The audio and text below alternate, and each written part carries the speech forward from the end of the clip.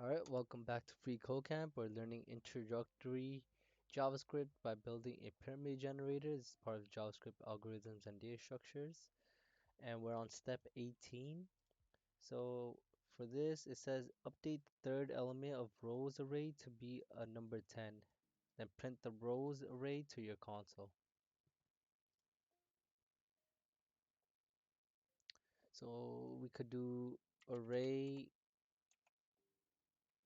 2, which will be the third element because it starts from 0. So 0 will be the first element. 1 will be the second element and 2 will be the third element is equal to number 10, just like this. Oh, instead of array, it should be rows.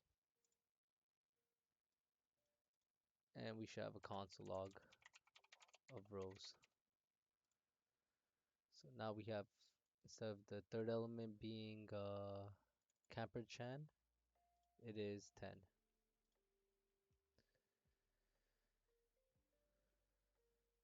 Alright, so we just mutated the rows array and says before moving on, it's a great opportunity to learn common array use. Currently, your code accesses the last element in the array with a rows tool. So we could make use of the length property of the array. This returns the numbers of elements in the array. For example, your rows array has 3 elements, so rows.length would be 3.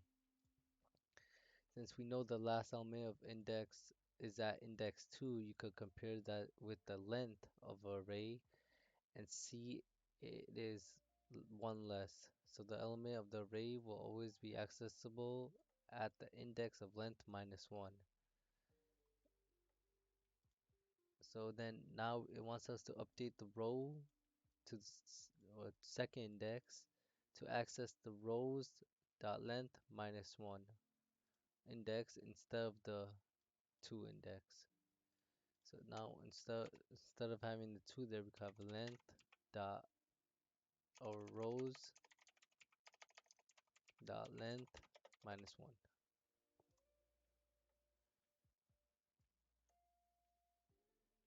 Oh, I spelled length wrong. Oh, so it will be the same thing.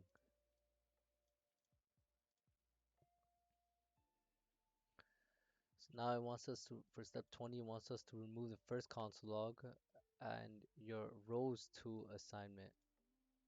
So it removes that, and also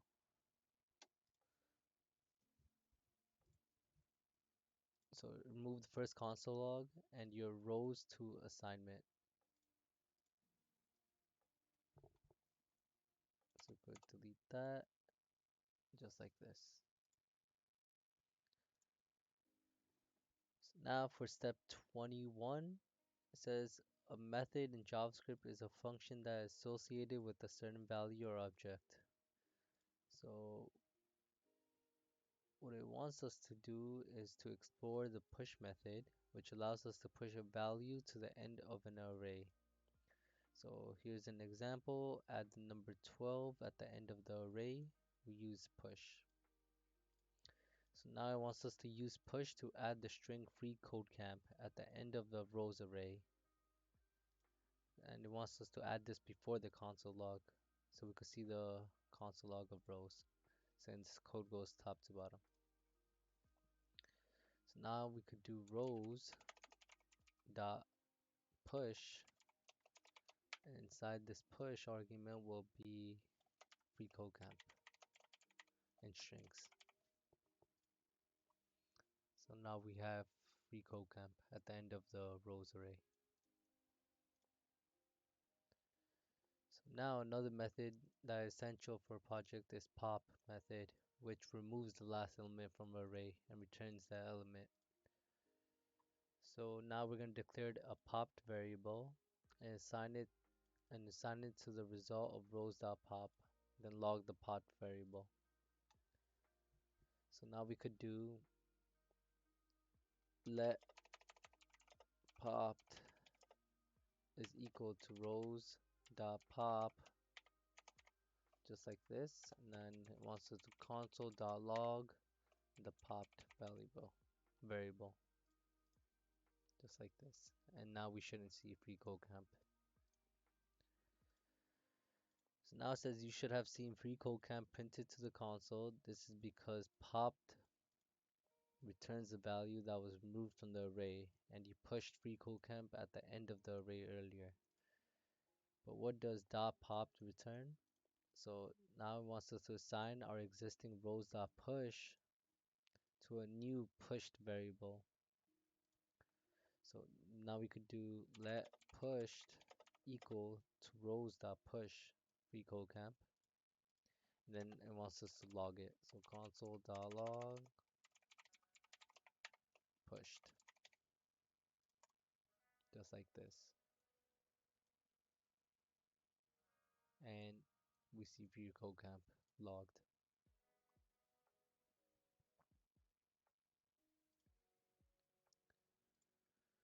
So now step 24, it says when you're expecting to see 4 in the console, .push returns the new length of the array after adding the value you give it. So it is important to be aware of the values a method returns. Take some time to experiment with push pop. When you are ready, remove all of the push pop calls and your console log statements. So for step 24, we just remove all of this. So now step 25, it says change your rows declaration to be assigned to an empty array again. So now this is our rows assignment, and what we do is remove everything after assignment and put an empty array.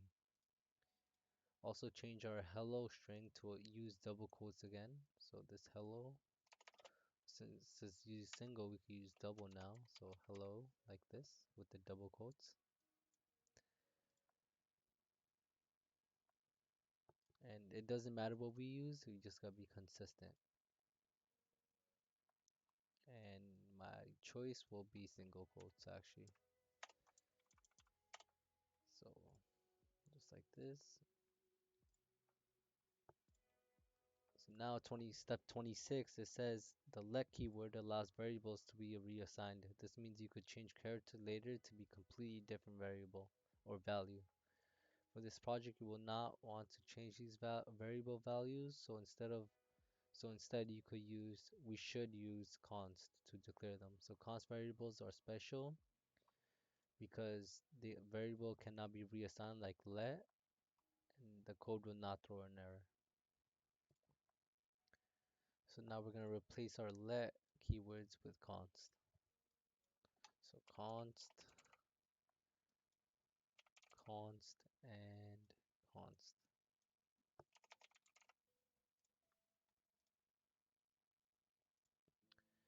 Now step 27, it says you are now ready to build the pyramid generator. Your character variable will serve as the building block for the pyramid. Hello might not work very well for this, so change the value of character to be a hash instead. So just like this, remove the hello and add a hashtag. So now step 28 says to generate a pyramid, you will need to create multiple rows. When you have performed a task repeatedly until the condition is met, you will use a loop. So there's many ways to write a loop. We could use a basic for loop, just like this. So in the upcoming steps, we'll explore each component of the loop in details. For now, construct a for loop that includes the terms iterator, condition, and iteration for the 3 components. Keep the loop body, the section within the curly braces, empty. So now we could do for iterator, condition, and iteration. And we leave the curly braces empty, which is the body.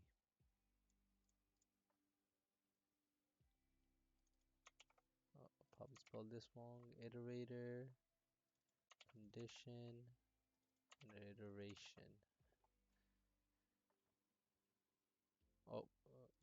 add a space between the for and the arguments.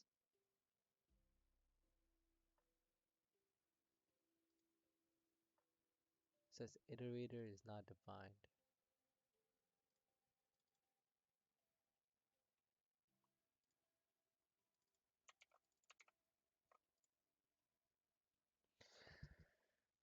It says construct a for loop that includes the terms iterator, condition, and iteration for the three components, and keep the body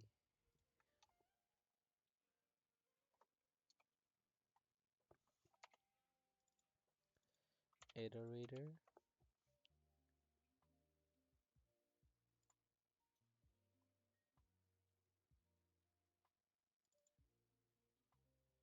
Oh, it should be the string iterator. These should be strings,